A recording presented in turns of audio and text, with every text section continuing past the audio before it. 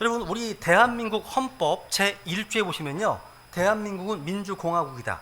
대한민국은 국민에게 있고 모든 권력은 국민으로부터 나온다 라고 선언하고 있습니다. 잘 아시죠? 그죠? 근데 성경은요, 모든 파워, 모든 권력과 권능은 하나님의 것이라고 증언합니다. 여러분, 성경에서 끊임없이 다루고 있는 주제가 바로 권력에 대한 겁니다. 파워, 권력에 대한 겁니다. 우리 주님께서는요, 왕국과 권능과 영광이 영원토록 아버지의 것이니이다 배웠습니다. 왕국과 권능, 파워, 권능 누구 겁니까? 주님의 것입니다. 즉 모든 권력, 모든 권능은 우리의 왕이신 주 예수 그리스도께 속한 것입니다. 우리는 뭐 돈의 힘, 재력, 머니 파워를 이야기합니다. 우리는 뭐 국방력, 밀리터리 파워, 군사력 얘기를 합니다. 또 언론의 힘, 아니면 또 여론의 힘, 아니면 종교의 힘 등 여러 가지 파워에 대해서 언급하지만 모든 힘이란 힘은 다 주님의 것입니다. 모든 권력과 권능이 다 주님으로부터 나오기 때문입니다. 이게 물리적인 권능이든 영적인 권능이든 마찬가지입니다. 다 주님으로부터 나오는 겁니다. 여러분이 가진 어떠한 힘도요, 자신의 것이 아닙니다. 아버지의 권위, 스승의 권위를 비롯해서 영적인 권위, 영적 권능도 다 자기 것이 아닙니다. 다 주님으로부터 주어진 거예요. 받은 겁니다. 여러분, 빌라도가요, 예수님이 이렇게 물어보죠. 빌라도가 내게는 너를 십자가에 못 박을 권력도 있고 놓아줄 권력도 있음을 네가 알지 못하느냐. 권력, 이런 말 쓰죠. 그죠? 이때 주님의 반응을 보세요. 위에서 빌라도 너에게 권력을 주지 아니하셨다면 나를 대적할 권력을 네가 결국 갖지 못하였으리니 말씀하십니다. 그러니까 빌라도가요, 총독으로 쓰시는 권력은요, 그 당시 로마 황제로부터 비롯된 것이 아닙니다. 바로 하나님으로부터 온 것임을 밝혀주신 겁니다. 정치력이든 국방력이든 경제력이든 군사력이든 간에 그 무슨 힘이란 힘은 다 우리의 왕이신 주님의 것입니다. 근데 오늘날 시민들의 어떤 권리와 인권, 이것이 가장 발달한 시대에 살고 있습니다. 또 개인의 이익과 권리를 추구하고 보장하는 것이 자유민주주의 핵심. 그리고 여기는 오늘날의 현대인들에게 킹, 왕, 주, 이런 말은 생소합니다. 또 거부감이 듭니다. 제가요, 구원받기 전에 저는 불교를 선호했습니다. 왜 선호했는지 아세요? 모든 사람은 부처가 될 수 있다. 이런 것이요, 기독교에서 이야기하는 주종 관계에 비해서 더 그럴듯해 보였기 때문입니다. 그렇지, 내가 부처가 될 수 있지, 이런 거잖아요. 그죠? 이것은 제가 죄인이기 때문입니다. 무슨 말이냐면 죄인들의 본성은요, 자신을 높이는 것이기 때문에 뭔가의 권위에 굴복당하는 것을 견디지 못합니다. 의로우신 예수님의 통치도요, 거부하고 반역하는 것이 죄인들의 본성입니다. 그래서 언제나 위에 있는 권세, 위에 있는 권력에 어떤 불복종하고 반항하고 반역하는 영이 가득하다는 겁니다. 심지어 타락한 기독교, 배교한 기독교, 아니면 육신적인 크리스찬들조차도요, 하나님의 두려우시는 위엄이나 권위에 대해서는 침묵한 채 하나님의 사랑만을 강조하고 하나님을 친구처럼 대하는 것을 훨씬 더 좋아합니다. 하나님은 사랑이십니다, 이런 거잖아요. 근데 우리 주 예수님은요, 왕들의 왕이시고 주들의 주이시며 통치자들을 다스리는 진정한 통치자이십니다.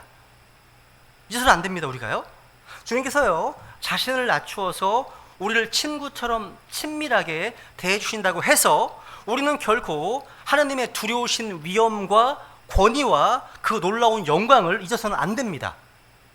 항상 균형이 있어야 되는 거예요. 균형이요. 여러분, 예수님은요, 이 땅에 왕으로 태어나셨고 왕으로 오셨습니다.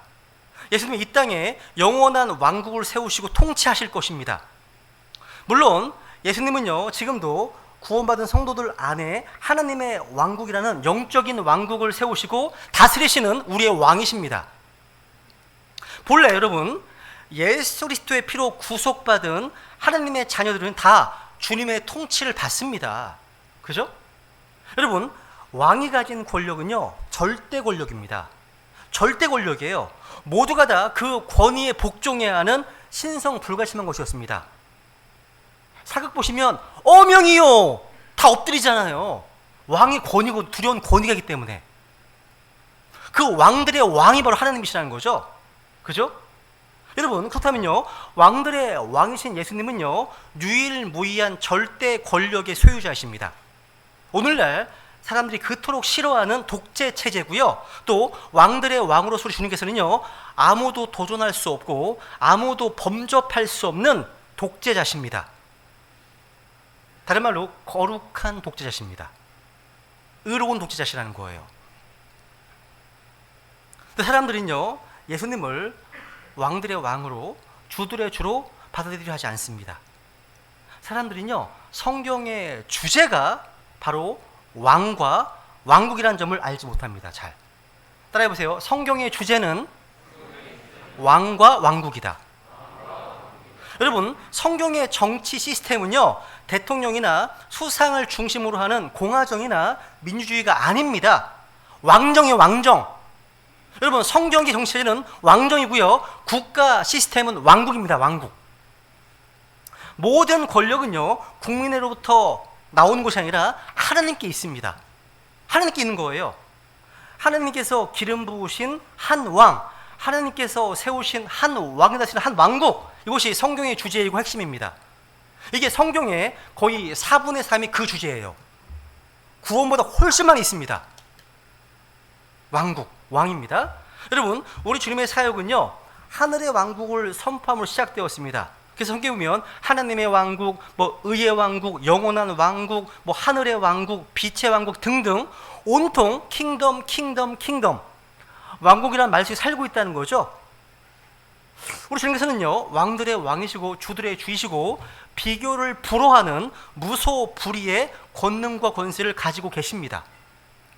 여러분, 예수님은요, 입법, 사법, 행정뿐 아니라요, 모든 분야에서, 모든 부분에서 홀로 권능을 행사하실 것입니다. 예수님은요, 그 누구와도 권력을 나누어 가지지 않으십니다. 예수님은요, 누구의 도전도 용납하지 않으십니다. 예수님은요, 탄핵되지 않으십니다. 예수님은요, 미얀마처럼 쿠데타나 반란이나 반역에 무너지지 않습니다. 예수님은요, 아프가니스탄처럼요, 부패와 무능과 죄로 멸망하지 않습니다. 여러분, 예수님의 그 왕자는요, 영원합니다. 예수님은요, 의로 통치하시고 철장으로 다스릴 것입니다. 예수님은요, 퇴위하지 않으실 겁니다. 예수님의 왕자는요, 누구에게도 계승되지 않습니다. 예수님은 전에도 지금도 앞으로도 왕이십니다. 어떤 경우에도 우리 주님께서는요, 왕의 왕자에서 내려오시거나 사임하지 않으실 겁니다. 예수님은 영원한 왕이시거든요. 유일한 왕이시거든요. 예수님의 모든 권력은 영원하거든요. 끝이 없습니다. 부서지지 않습니다. 무너지지 않습니다. 몰락하지 않습니다. 왜? 왕국과 권능과 영광이 다 주님의 것이기 때문입니다. 그러니까 너무나 마음이 평안합니다. 너무나 마음이 은혜롭습니다. 너무 좋아요, 이게요.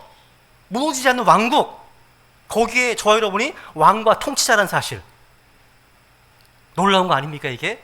그죠? 여러분, 우리는 예수님을요, 나의 선한 목자이시고요, 우리의 친구라고 스스럼없이 말합니다. 근데 우리는 그분의 실제 모습을 정확히 알아야 됩니다. 본문에서 말씀하시잖아요. 다시 한번 읽습니다. 이 말씀 시작. 그분께서 자신의 때에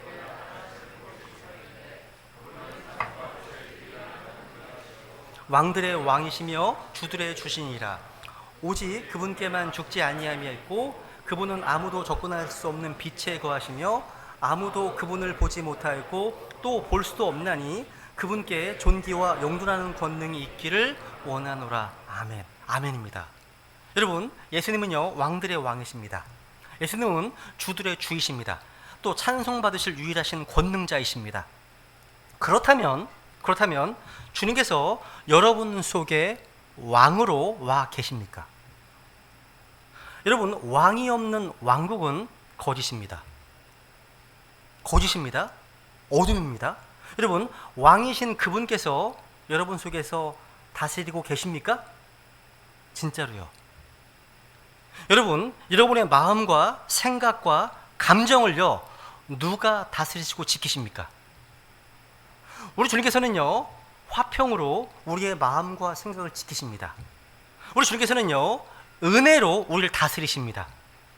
그렇기 때문에 우리는요, 주님께서 우리를 다스리도록 자신을 내어드리면 되는 겁니다. 또 주님께서는요, 주들의 주십니다. 주인. 주님께서는 여러분 가운데, 여러분 속에 주인으로 와 계십니까? 여러분, 우리의 몸에 주인이 없다면요, 이건 빈집입니다. 빈집. 여러분, 내가 내 몸의 주인이라고 생각한다면 속으신 겁니다. 아닙니다. 내 몸과 내 영은 주님의 것입니다. 소유권이 이전됐습니다. 성경 말씀하시잖아요. 너희는 주께서 값을 치르고 너를 사셨느니라 하시면서 하나님의 것인 너희 몸과 너희 영으로. 따라해보세요. 하나님의 것인 너희 몸과 너희 영으로. 그러니까 내 몸과 내 영이 아닙니다. 이 몸과 영은 하나님의 것입니다. 핏값 주고 사셨습니다. 소유권이 이전됐습니다. 그렇다면 내 몸을 내 마음대로 혹사시키면 안 되겠죠. 잘 관리해야 되는 겁니다. 좋은 음식 드시고 운동도 하시고, 그죠? 잘 관리해야 되겠죠. 그래서 우리는요, 주님을요, 단지 손님처럼만 모시고 있다면 회개하셔야 됩니다. 그분이 나의 주인이시거든요. 여러분의 주인이십니다. 우리가 예수님을요, 왕이라고 하면서도 우리 삶 가운데 주님의 다스리심에 불순종한다면 그것이 뭔지 아십니까? 성경에서 얘기하는 반역입니다. 반역입니다. 그런 반역자의 삶 속에서 왕이신 예수님께서 역사하실 수가 없습니다. 여러분, 왕에 대한 불순종은 반역입니다. 그 반역이요, 모든 축복을 막습니다. 여러분, 하나님께서는요, 우리가 인생의 중요한 갈림길에 설 때마다 우리의 순종과 충성에 대한 결단을 새롭게 하시길 원하십니다. 항상. 우리가 설교 끝난 다음에 초청하잖아요. 그죠? 또 결단을 또 다짐받지 않습니까? 주님께 대한 충성을 다시 결단하는 겁니다. 새롭게 하는 거거든요. 여러분, 여호수아 5장에 보시면요, 여리고라는 도시, 그 공격을 앞두고 홀로 이제 정찰하던 여호수아 앞에 주의 군대 대장이 나타났습니다. 기억하세요? 확인해 볼게요. 한번 여호수아 5장 보세요. 읽습니다. 시작. 여호수아가 여리고 옆에 왔을 때 눈을 들어 보니 보라, 한 남자가 칼을 빼어 손에 들고 자기와 마주 서 있으므로 여호수아가 그에게 가서 그에게 이르되 너는 우리 편이냐 우리 대적들 편이냐 하매 그가 이르되 아니라 나는 지금 주의 군대 대장으로 왔느니라 하니 여호수아가 얼굴을 땅에 대고 경배하며 그에게 이르되 내 주께서 자신의 종에게 무슨 말씀을 하시나이까 하매 되었네요. 여기 한 남자는 바로 성춘하시기 이전에 예수 그리스도십니다. 하나님이신 겁니다. 근데 이 주의 군대 대장은요, 칼을 빼들고 서 있었습니다. 바로 우리의 왕이신 하나님이셨습니다. 여러분, 여호수아는요, 여리고라는 도시를 공격하기 전에 먼저 왕께 지휘권을 양도해야 했습니다. 여러분, 하나님의 왕국은요, 민주주의가 아니라 신정 통치, 신정주의입니다. 우리 인생에서요, 가장 커다란 문제로서 여리고와 같은 가장 큰 장벽을 공격하기 전에 먼저 우리는 철저하게 왕의 주님께 순종해야 됩니다. 리더십을 넘겨야 한다는 뜻입니다. 한마디로요. 우리가 삶에서요, 하나님의 충만한 능력과 은혜와 축복을 100% 누리지 못하는 것은요, 삶의 모든 영역에서 철저하게 예수님의 왕권을 인정하지 않기 때문입니다. 우리 삶에 일어나는 모든 크고 작은 문제들, 복잡하고 힘든 문제들은요, 우리의 반역 때문입니다. 우리가 주님의 다스림을 거부하고 아직도 스스로 왕노릇 하려고 하기 때문이라는 겁니다.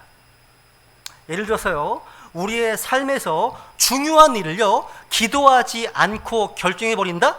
이것은 예수님의 왕권을 무시하는 행위입니다. 무시하는 행위입니다. 우리는 예수님이 아닌 우리 자신이 자기 인생의 왕이라고 생각하지만 예수님의 왕권을 거부한 영역은요, 우리도 모르는 사이에 세상 권세 마귀에게 유린당하게 되어 있습니다.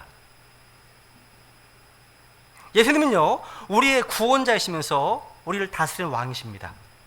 그분은 우리를 천국에 데려가실 분이시면서도요, 동시에 이 땅에서도 하나님의 백성으로서 능력 충만한 삶을 살기 원하십니다. 그것은요, 우리의 왕권을요, 다시요. 우리 왕권이 아니죠. 그분의 왕권이죠. 예, 그분의 왕권을 우리 인생의 모든 영역에서 인정할 때 가능한 겁니다. 그것은요, 우리 인생 모든 영역의 최종 결정권자가 예수님 되시게끔 매일 그분의 권위에 우리가 항복할 때 가능한 겁니다. 그때 우리는요, 주님의 그 권능이요, 우리를 통해 흘러나가게 하시는 통로가 될 수 있는 거예요. 그래서 권능 충만한 삶을 원하신다면 우리는 먼저 그분께 순종해야 됩니다. 철저하고 예외 없이 말입니다. 이것을 저는 절대 순종이라고 부르고 싶습니다. 따라해보세요. 절대 순종. 마태복음 6장 33절을 보겠습니다. 유명 말씀 하나 있죠? 같이 읽습니다. 시작. 오히려 너희는 첫째로 하나님의 왕국과 그분의 의를 구하라. 그러면 그분께서 이 모든 것을 너희에게 더하시리라. 간단히 말해서요, 왕이신 예수님을 높이고 그분의 뜻에 절대 순종한다면 예수님께서 우리 인생을 책임져 주실 것이다라는 뜻입니다. 여러분, 이스라엘 백성들은요, 주님께 대한 반역과 불순종 때문에 주님의 은혜와 축복을 받지 못했습니다.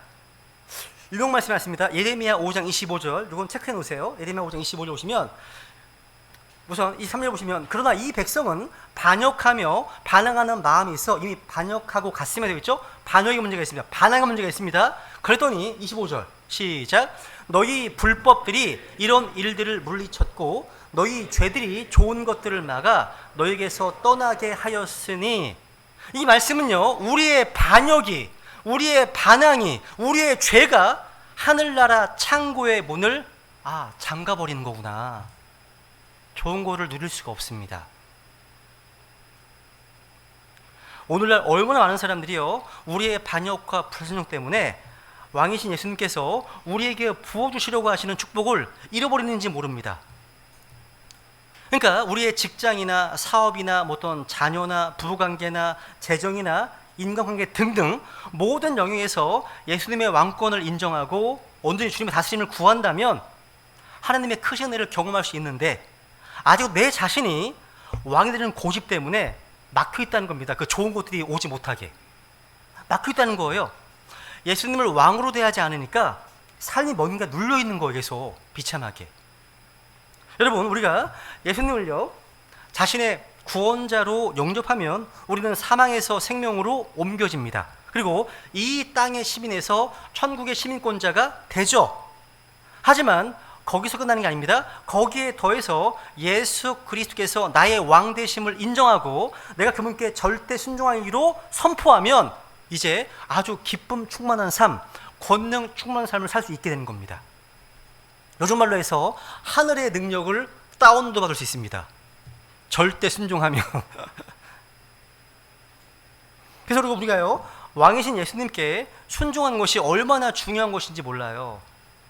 단순히 예수님을 아는 것만으로 충분하지 않습니다. 마귀도 예수님 존재를 알고 그 능력을 믿습니다. 그래서 예수님 나타나시면 두려워 떨지 않습니까? 중요한 것은 예수님을요, 나의 왕으로 인정하고 그분의 다스림 밑에 완전히 순종하는 것입니다. 인생의 최우선순위에 놓고서요. 여러분, 왕이신 예수님을요, 그분을 향한 절대 어떤 순종이, 절대 충성이 흔들리잖아요. 그러면 내 인생의 모든 것이 흔들리더라고요. 흔들려요. 기준이 무너지는 거예요. 예수님의 왕권을 부인하잖아요. 내 인생은요, 온갖 파도의 혼란에 휩쓸릴 겁니다. 우리가 예수님께 온전히 항복해야만 바다가 잠잠해지는 거예요. 마음이 평안해지는 겁니다. 그러니까 내가요, 예수님의 다스리심에 놓지 않은 어떤 영역이 있잖아요. 그 영역들은요, 마귀의 놀이터가 될 수 있기 때문입니다. 근데 우리가 주님께 항복하면 항복할수록 마귀가 물러나기 시작합니다. 그때부터 이제 우리는 완전한 자유와 기쁨을 누리게 된다는 거죠. 여러분, 이제 디모데전서 이제 6장을 보세요. 이 왕은 우리가 어둠의 권세와 싸우길 원하십니다. 여기 보시면 믿음의 선한 싸움을 싸우며 영원한 생명을 붙들라 말씀하시네요. 이것을 위해 너 역시 부르심 받았고 많은 증들 앞에서 선한 고백을 고백하였도다 말씀하시네요. 믿음의 선한 싸움을 싸우라. 우리 구원받은 성도들에게 있어 영적 전쟁은요, 해도 되고 안 해도 되는 옵션이 아닙니다. 그것은 우리를 구원하신 목적 그 자체입니다.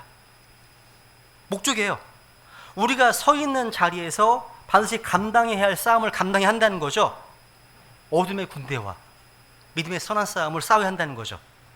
여러분, 고대 전투에서 용맹한 장군이 군대 제일 앞에서 적의 기세를 꺾고 뒤따르는 병사들을 위해서 길을 열어주잖아요. 아마 우리나라 군대는 바뀐 것 같아요. 이제 장교들이 맨 뒤에 있는 것 같아요. 그럼 안 됩니다. 맨 밑에 있어야죠. 그죠? 안 됩니다. 여러분, 다윗이요, 골리앗을 쓰러뜨리니까 이스라엘 병사들이 이제 노도와 같이 블레셋 군대를 다 쓸어버렸습니다. 한마디로 다윗의 승리를 업고 승리한 거예요. 여러분, 이때껏 그 누구도 돌파해 본 적이 없는 골리앗과 같은 존재가 있습니다. 가장 무서운 적인 죽음의 권능을 부활의 첫 열매이신 예수 그리스도께서 무너뜨리셨습니다. 여러분, 히브리서 2장에 보시면요, 그분께서 죽음을 통해 죽음의 권능을 가진 자 곧 마귀를 멸하시고 말씀하시죠. 여러분, 난공불락이라고 여겨지던 사탄의 진영 한가운데로 주님께서 돌파구를 여셨습니다. 이제 우리는요, 우두머리 마귀가 치명타를 맞은 진영으로 거침없이 진격하면 되는 거예요. 싸우면 되는 겁니다. 근데 여러분, 패망을 직감한 마귀의 마지막 발악이 극렬할 것임은 너무 당연한 겁니다. 그래서 방심하면 안 돼요. 방심은 금물입니다. 그래서 성경은요, 정신을 차리라, 깨어있으라, 너희 대적 마귀가 울부짖는 사자같이 두루다니는 삼켜를 찾나고 말씀하고 있습니다. 주님 다시 오실 날이 정말 가까워져서요, 영적 전쟁이 치열해지고 있습니다. 그래서 영적인 긴장감을 늦추지 말라는 거죠. 여러분, 코로나 팬데믹 이후로 전 세계의 정치, 경제, 문화, 역사가 돌아가는 것을 보면요, 정말 종말이 가까워져 온 것이 느껴지지 않으십니까? 저는 매일매일 쏟아져 나옵니다. 쏟아져 나와요. 이런 사인들이요, 징조들이 너무 많습니다. 우리가 정신을 바짝 차리고 말씀과 기도로 깨어 있어야 되는 겁니다. 중요하죠? 이것만이 아닙니다. 왕은요, 우리가 공격하길 원하세요. 적극적으로. 무슨 얘기냐면 마태복음 28장 보십니다. 18절부터 읽겠습니다. 시작. 예수님께서 그들에게 오셔서 말씀하여 이르시되 그러므로 너희는 가서 모든 민족들을 가르치고 아버지와 아들과 성령의 이름으로 그들에게 침례를 주며 무엇이든지 내가 너희에게 명령한 모든 것을 지키게 하라. 보라, 내가 세상의 끝까지 항상 너희와 함께 있느니라 하시니라. 아멘. 이 말씀은요, 부활하신 주님께서 지자들에게 주신 사명이죠. 지상명령이라고 합니다. 지상명령. 영어로 이것을 The Great Commission 이런 말 씁니다.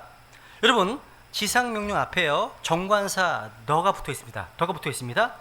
절대성을 강조하는 겁니다. 절대성. 그러니까 가장 중요하고 시급한 명령. 그러니까 타협할 수 없고 어떤 대가를 치르더라도 반드시 해야 하는 절대 명령입니다. 이게요, 절대 명령.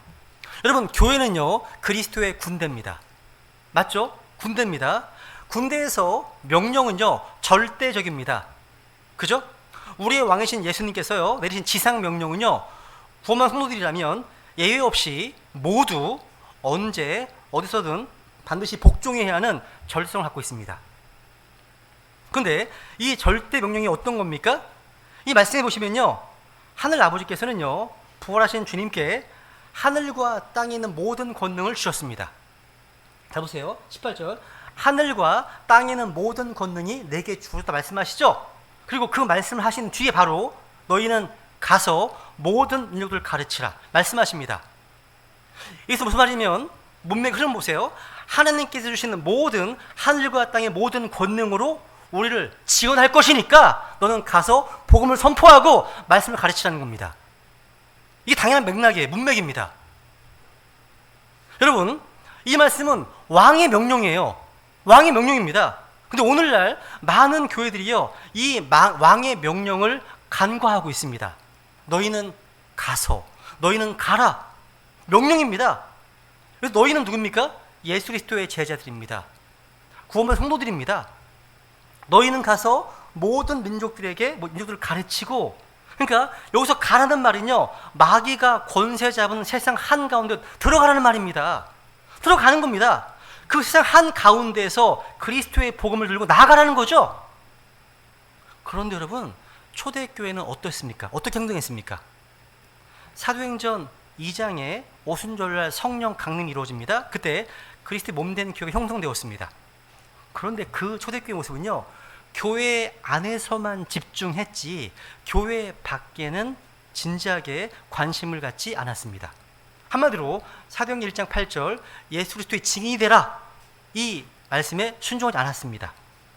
그랬더니 하나님께 어떻게 일을 벌이십니까? 사도행전 8장에 보니까 하나님께서 핍박이라는 몽둥이를 들고서 어려움을 주십니다. 교회에 흩어버리십니다. 흩어버리시는 거예요. 그래서 흩어진 성도들이 가는 곳마다 복음을 선포했습니다. 가는 곳마다요. 우리 벤자민침례교회 지체들도 모두가 다 시선이 교회 안에 머물지 아니하고 밖에 있는 이어진 혼들의 가 있기를 소망합니다. 여러분, 교회 안에 모여서 충만한 은혜와 공급을 받았다면, 영적으로 무장하게 되었다면 흩어져서 예수 그리스도의 증인이 되라는 거죠. 그죠? 여러분, 지난 금요일에도요, 여기도 계신데 저희 교회 70대 노 부부께서 이제 교회로 오셔서요, 전도지를 가져가도 되겠냐 이렇게 연락을 주셨습니다. 그래서 오시라고. 주의 전날 많이 가져가셨는데 금방 소진이 된다고 하시면서 같은 아파트에 살고 있는 사람들이요, 마스크와 함께 주니까 너무 잘 받는다는 거예요. 거의 받는데요. 그리고 일상생활 가운데 전도지를 배포한 것이 몸에 배어 있으시다 보니까 버스를 타고 오고 가는 길에도요, 정류장 벤치에 만화 전도지를 이제 흘리고 다니시는 거예요. 그리고 어디를 가시든지 간에 계속 전도를 생활하고 계신 거죠. 이게 저희 아주 귀하게 보였습니다. 연로하신 나이임에도 불구하고 자신이 하실 수 있는 대로 그리스도 복음을 뿌리는 모습 보니까요, 야, 주님 만나시는 그날 상이 크시겠구나 생각을 했습니다. 이런 모습이요, 주님께서 명령하신 대로 세상 한가운데로 들어가서 복음으로 나아가는 겁니다. 이게요. 한마디로요, 영적 전쟁에서 우리가 방어만 하지 말고 적진 한가운데로 들어가서 공격하라는 겁니다. 그러니까 우리의 왕이신 예수님께서는요, 우리가 영적 전쟁에서 공세를 취하기 원하십니다. 제가 이제 예전에 군대에 있을 때 배웠던 군사 전략 가운데 이런 게 있었습니다. 아무리 막강한 전략이 있다 하더라도요, 그 군대가 공격 프레임을 취하느냐 아니면 방어 프레임을 취하느냐에 따라서 엄청나게 다른 결과를 낳습니다. 공세 프레임이 훨씬 더 좋은 결과를 낳습니다. 방어는요 좀 흐지부지합니다. 우리의 왕이신 예수님께서는요, 우리에게 세상 한가운데 들어가서 복음 들고 가라는 겁니다.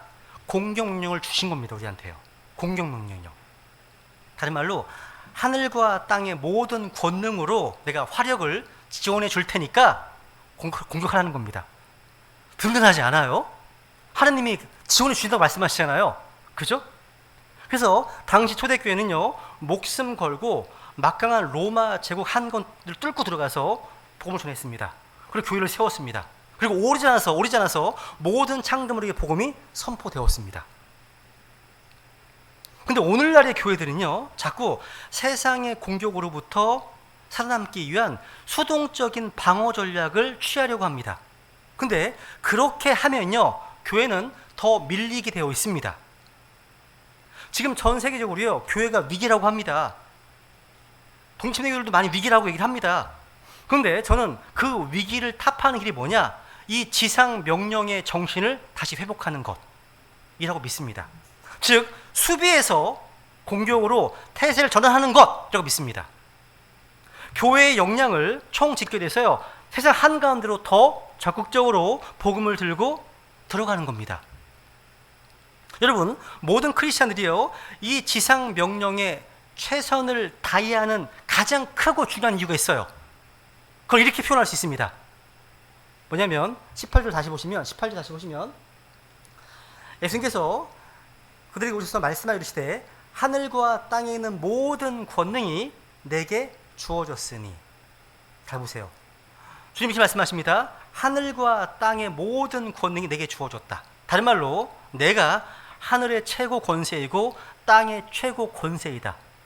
그러면서 덧붙이는 겁니다. 그러므로 너희는 가서 모든 일들을 가르치라 말씀하시는 겁니다. 이게 무슨 얘기예요? 이게요?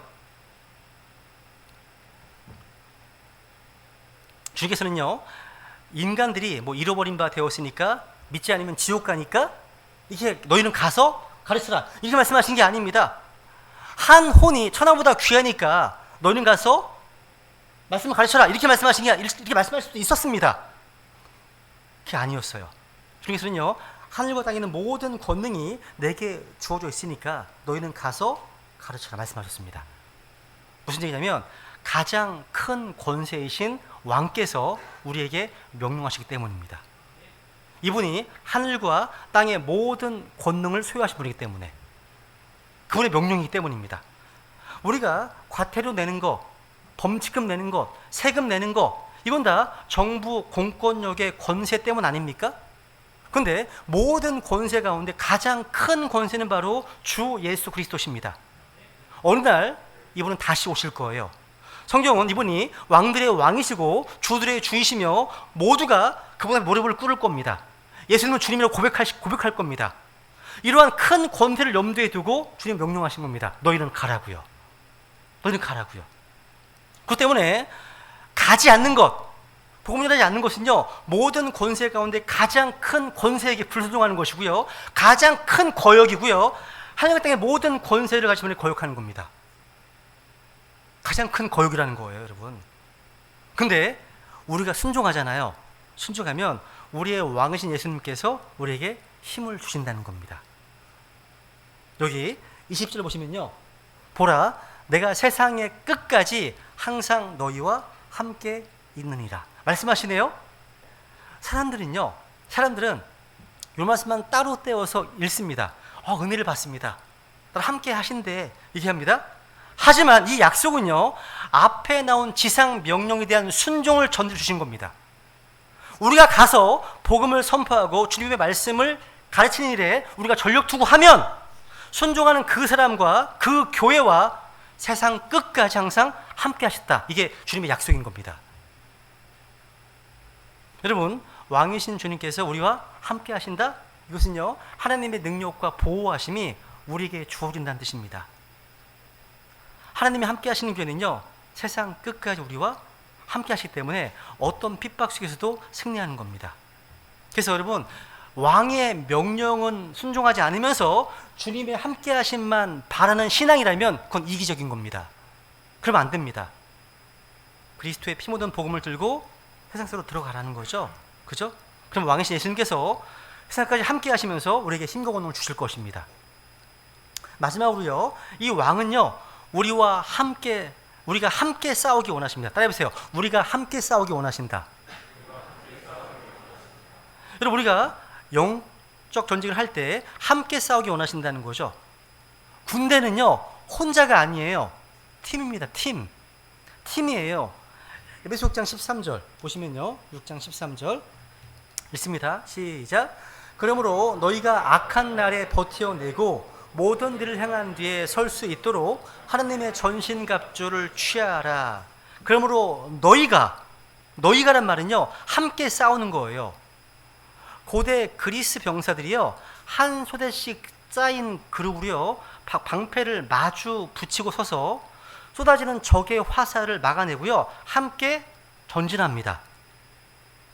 이 당시요, 훈련된 병사들이요, 징이 박힌 신발을 신고 방패를 서로 확 붙이고 칼을 들고 함께 버티면요, 불화살이 비처럼 쏟아진다 하더라도요, 아니면 전차대가 달려든다 하더라도요, 튕겨나갑니다. 튕겨나가는 거예요.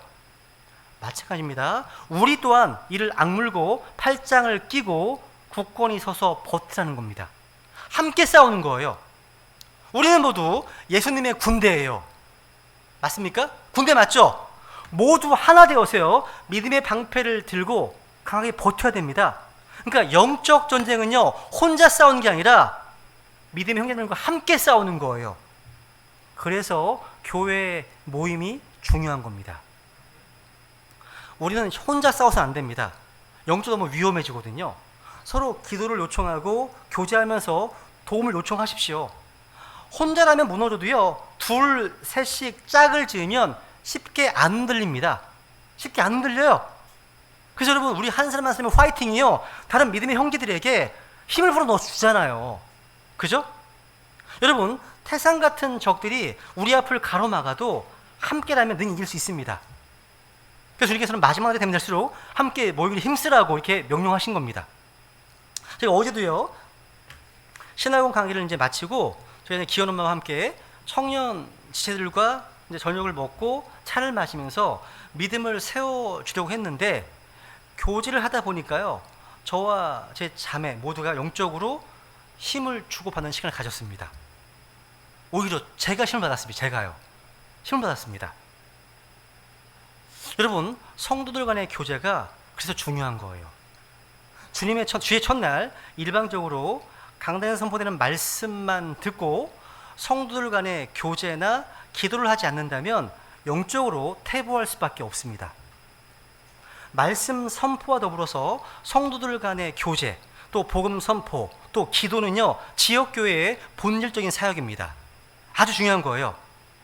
그래서 이 코로나 시국에도요, 저희 교회 주일학교도 하고 청년부 모임도 하고 65세 이상 갈렘 모임도 하고 수요 집회 시간에는 또 함께 기도도 하고 형제님들이 또 교제하시고 자매님들이 교제하시고 하는 겁니다. 왜? 교제를 통해서요, 영적으로 서로 힘을 주고받기 때문입니다. 목회자인 저도요, 지체들과 교제하면서 힘을 받게 되는 거죠. 마귀는요, 성도들 간의 교제에 영적인 파워가 있음을 알고 있기 때문에 교회가 함께 모이기를 결코 원치 않습니다. 여러분, 성도들 가운데 혼자 힘들고 외로우시면 교회로 오십시오. 교회로 오세요. 또 믿음의 형제들에게, 또 경건한 자매님들에게 기도를 부탁하십시오. 우리는 모두 예수님의 피로 뭉친 전우들입니다. 전우들. 동료 전우들이에요. 다. 우리 모두가요. 함께 모이면요, 주님께서 몇 곱절의 힘을 주실 겁니다. 2020년, 2021년 코로나로 인해서요, 영적으로 아주 위험한 날들 가운데 있습니다. 이 어렵고 힘들수록 서로 교제하는 가운데 서로 위해서 기도도 해주시고 서로를 격려해 주시고 힘을 주시고 함께 버텨내야 한다는 거죠. 그래서 영적 전쟁에서요, 성도들의 교제와 하나됨은요, 엄청난 힘을 발휘합니다. 너무 중요한 거예요. 그래서 이 마지막 날들 위험한 시기에요, 우리 베다신의 모든 지체들이 왕이신 예수 그리스도를 높이며 승리하는 군대가 되기를 원합니다. 우리에게는 영원한 왕이 계십니다. 그분은 왕들의 왕이시고 주들의 주이십니다. 우리 이 시간 우리가 예수님을 왕들의 왕이라고 고백할 때 죄의 권세에서 종노릇하던 우리를 자유케 하셔서 하나님 백성으로 삼아주신 주님을 기억하며 감사하기 원합니다. 또한 내 인생의 모든 영역을 왕이신 주님께서 다스려 주시고 내 마음과 정성을 다해서 왕이신 주님을 사랑하고 섬기게 해달라고, 그리고 또 왕이신 주님의 군대답게 어두운 군대와 담대히 싸워서 승리하게 해달라고 이 시간 주님 앞에 간구하면서 주님께 은혜를 구하겠습니다. 기도하시겠습니다.